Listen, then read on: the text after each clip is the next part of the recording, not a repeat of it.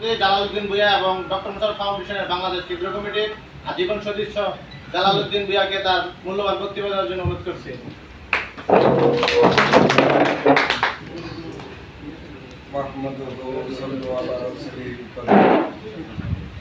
আউযু বিল্লাহি মিনাশ শাইতানির রাজিম। বিসমিল্লাহির রহমানির রহিম।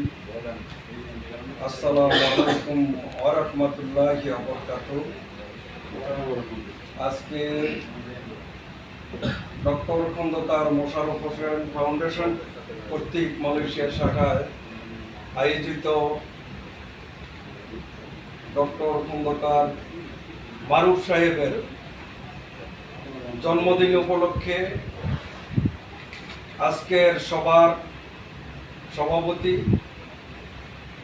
প্রধান অতিথি, নেতৃবৃন্দ, প্রবাসী সকল নেতৃবৃন্দর প্রতি আমার শুভেচ্ছা এবং আন্তরিক ভালোবাসা রইল।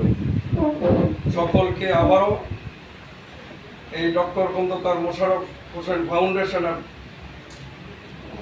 কর্তৃক আয়োজিত যে সুন্দর অনুষ্ঠান করেছেন, এই জন্য আপনাদেরকে আন্তরিক শুভেচ্ছা এবং ভালোবাসা জানাই। আমরা বাংলাদেশ জাতীয়তাবাদী দলের সকলই সৈনিক। বিগত 17 বছর আমরা সকলে কিন্তু নির্যাতিত। সারা বাংলাদেশে শেখ হাসিনা,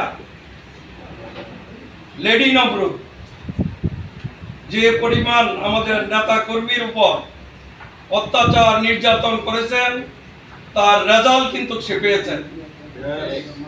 একটা ফকিরের মূল্য আছে, সে কিন্তু বাংলাদেশের নাগরিক হিসাবে থাকতে পারছে।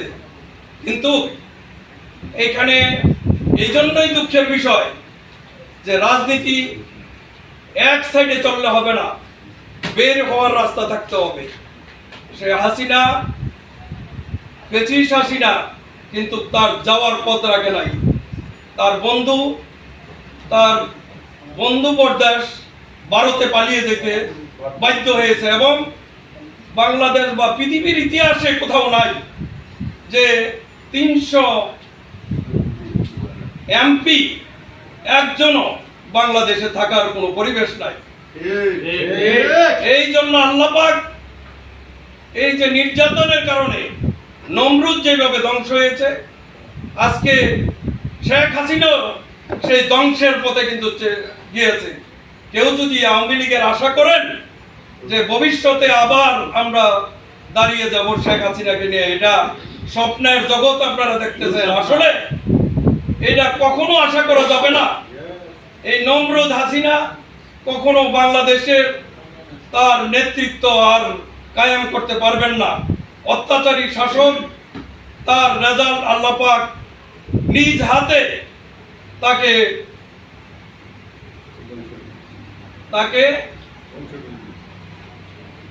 দিয়েছেন, অত্যাচারের রেজাল্ট দিয়েছেন। আজকে আপনারা প্রবাসে থেকে নিজেরা পরিশ্রম করে পরিবারের পাশে দাঁড়িয়েছেন। সারা বাংলাদেশে প্রবাসীরা এই শেখ হাসিনার কে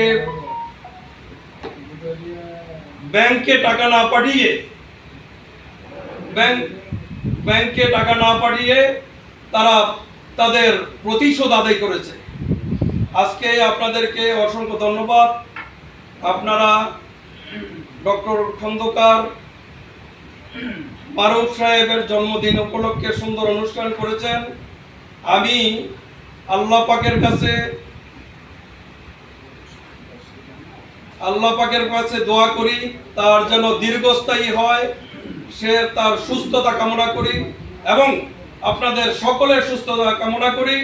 আপনারা সকলের পাশে থেকে আপনারা আমাদের যে নেতা, আগামী দিনের আইডল, যুবকদের আইডল, ঢাকা, কুমিল্লা, দাউদকান্দি, হোমনা, মেঘনা, তিতাসের আইডল ডক্টর খন্দকার মোশাররফ সাহেবের একমাত্র রাজনীতিবিদ হিসাবে সে ভবিষ্যৎ প্রজন্মের আইডল।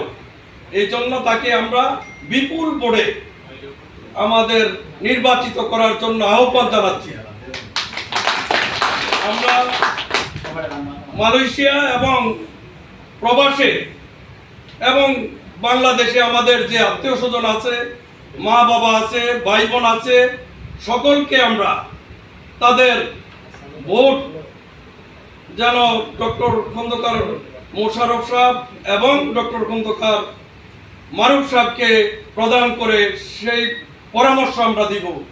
আমরা সকলের, আমাকে এখানে আপনারা আমন্ত্রিত করেছেন, এই জন্য doctor Khandakar foundation, doctor Khandakar Mosharraf Hossain ফাউন্ডেশনের সকল নেতৃবৃন্দকে আমি ধন্যবাদ এবং কৃতজ্ঞতা জানাই।